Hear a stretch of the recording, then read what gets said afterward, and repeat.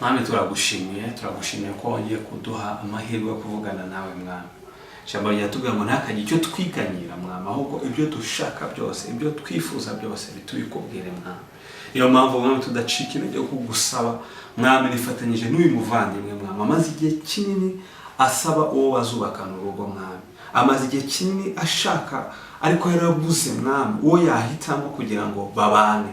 Ariko mwami Imana, nzi yuko wamuremeye umufasha, ndasinze kugira ngo umuhishurire mwami, ndasinze kugira ngo umuhuze n'umuntu uzamugirira umubaro ubuzima bwe, ndasinze kugira ngo mwami umuhuze n'umuntu uzamubaka, ndasinze kugira ngo umuhuze n'umuntu uzatuma aba uwo wifuza kazaba mwami.